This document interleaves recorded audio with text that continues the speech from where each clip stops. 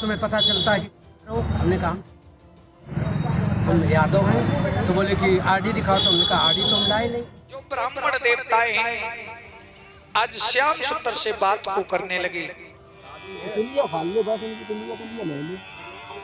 UP के इटावा से मामला सामने आया जो लगातार वायरल हो रहा है। उसमें संतराम यादव, जिनके साथ अभद्रता की गई, उनका सर मुड़वा दिया गया, उनके बाल काट दिए गए, चोटी काट दी गई। वो कथा कहने गए थे एक गांव में, इटावा के एक गांव में, जहां पर ब्राह्मण समाज के लोगों ने उनके साथ ये अभद्रता की। और अपने बचाव में पीड़ित संतराम यादव क्या कह रहे हैं वो सुन लेते हैं। क्या नाम है आपका? मेरा नाम संत सिंह यादव है। आप नीचे करो अपना। संत सिंह, ये बताओ जरा मुझे कि तुम्हारे एक वीडियो वायरल हो रहा है जिसमें तुम्हारे बाल काटे गए हैं। ये कहाँ की घटना है और पूरी बात क्या हुई? हाथ आ रहा तुम्हारा बहुत। घटना है दानरपुर। तो वहाँ हम भागवत करने गए। ठीक है। वहाँ से लोग, एक पाठक बाबा और एक साथ में पप्पू महाराज वहाँ के जो मंदिर के हैं, वो लोग आए, हमसे भागवत छटाए। हमारे जो मुख्य वक्ता है मुकुटमणि शास्त्री, उनके साथ मैं सहायकी करता हूँ। मेरा नाम संत सिंह यादव है। तो जब हम वहाँ गए तो चूँकि अछलता के पास का गांव है, अब अच्छी है, तो वहाँ लोगों ने ये पूछा कि आप, पहला श्लोक हो गया, भागवत भी शुरू हो गई। शाम को उन लोगों ने पता लगाया होगा, तो वो बोले कहाँ के रहने वाले, तो हमने कहा हम रहने वाले तो कानपुर के हैं, यहाँ अछलदा भी हमको हो गए 20 साल रहते। क्या काम करते हो? तो हमने कहा पहले हम शिक्षक थे, कि स्कूल चलाते थे। क्योंकि जो मोदी सरकार आई तो उस समय प्राइवेट स्कूलों को बंद करवा दिया गया। इसके बाद फिर हम भागवत में लग गए। तो बोले कि तुम्हें पता चलता है?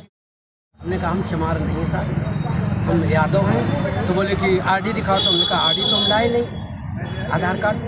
बोले कि तो हमने कहा नंबर ले लो हमारा, हमारे घर से पता लगा लो। तो इन्होंने नंबर लिया, हमारे बेटे से पूछा, तो बेटे का नाम जैसे आरडी में हम क्लिक किया तो उसका नाम क्लिक किया गया, राज यादव।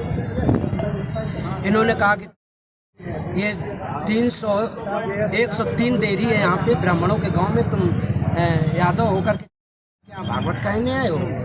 और इन्होंने बहुत हमें मारकूट करना शुरू कर दिया। रात भर इन्होंने बहुत टॉर्चर किया सर, यहाँ तक कि हमारे बाल काट दे।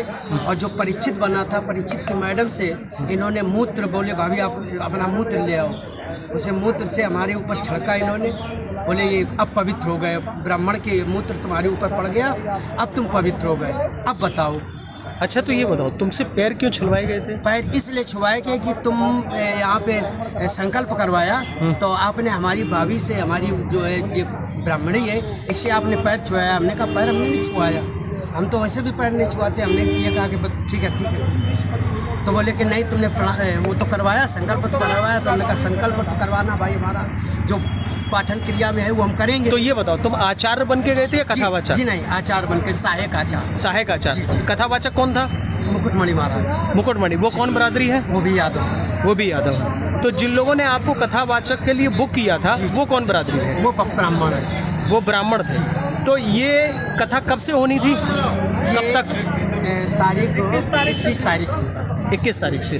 तो क्या तुमने ये नहीं कहा कि जब ये लोग हमको बुला के लाए हैं, इन्होंने बुक किया है, तो क्या उन्होंने जात नहीं पूछी थी? सब कुछ बताया हमने। तो बोले कि ये लेके आए, लेकिन तुम्हारी हिम्मत कैसे पड़ गई कि ब्राह्मणों के गांव में आए? ब्राह्मणों के गांव में तुम गद्दी पे बैठे हो और मतलब जाहिर होकर के, और तुम्हें लोग बता रहे हैं, तुमने कहा संतराम यादव ने अपना दुख बताया, अपनी पीड़ा बताई। उन्होंने कहा कि वो कथा कहने गए थे हमेशा की तरह। सहायक आचार्य हैं वो, कथावाचक मणिनाथ यादव के। वो कथा कहने गए थे अपने कथावाचक के साथ में, वो सहायक हैं। और जब ये कथा कर रहे थे उसी दौरान कुछ लोग आए, उनकी चोटी और बाल काट दिए, पैर छुलवाए, नाक रगड़वाई गई एक महिला के सामने। इस वीडियो में भी देखा गया और ये वीडियो पूरा सोशल मीडिया पर वायरल हो गया। उन्होंने आरोप लगाए कि उनके यादव होने की वजह से ब्राह्मण जाति के लोगों ने उनके साथ में ये अमानवीय व्यवहार किया है। रात भर पिटाई की गई, सोने के जेवर उनके साथ में थे वो लूट लिए गए, महिला के पेशाब से उनके ऊपर छिड़काव किया गया। समाजवादी पार्टी के नेताओं ने भी इस मामले पर आक्रोश दिखाया। पुलिस के पास मामला पहुंचा। कठोर कार्रवाई की मांग रखी गई है। फिर से देखिए ये वीडियो। इस वीडियो में 2 लोगों की चोटी के बाल काट दिए गए हैं। उनको पैर छूने के लिए कहा जा रहा है। एक व्यक्ति सफ़ेद कुर्ता लाल धोती पहने हुए एक महिला के पैर छूता हुआ दिखाई दे रहा है, नाक भी रगड़ रहा है। जैसे ये वीडियो वायरल हुआ पूरे इलाके में हड़कंप मच गया। पुलिस एक्शन मोड में आ गई। सामने आया कि ये तो कथावाचक का सहायक आचार्य है। सहायक आचार्य का नाम संत कुमार यादव है और कथावाचक मुकुटमणि यादव है। उन्होंने इस पर क्या कहा, और ये जो सहायक है वो मुकुटमणि यादव की ही सहायक ही करते हैं। गांव वालों के बुलाने पर ये लोग कथा कहने गए थे, तो वहीं पर ब्राह्मण समुदाय के लोगों ने इन्हें टोका, इनकी जाति पूछी। जब इन्होंने यादव समाज का बताया तो इनके साथ मारपीट की गई, इन्हें बंधक बनाया गया। कहा कि ब्राह्मणों के गांव में कथा कहानी करने क्यों आए हो। इसी के बाद इनके साथ में अभद्रता की गई। तो यहाँ पर गौर करने वाली बात है कि जो कथावाचक हैं और जो सहायक आचार्य हैं वो क्या कह रहे हैं, वो गौर करने लायक है। क्या नाम है आपका? मेरा नाम मुकुटमणि। ये बताइए कि जो घटना हुआ वीडियो वायरल, जी, क्या आप उसमें कथावाचक हो? मैं कथावाचक हूँ। वो कौन थे जो पीड़ित थे? वो हमारे छोटे आचार्य जी हैं, सहायक व्यास जी, संत सिंह संत सिंह। जी। आपके साथ क्या घटना हुई? मेरे साथ पहले तो उन्होंने मुझे बंदी बना लिया, मोबाइल छीन लिया।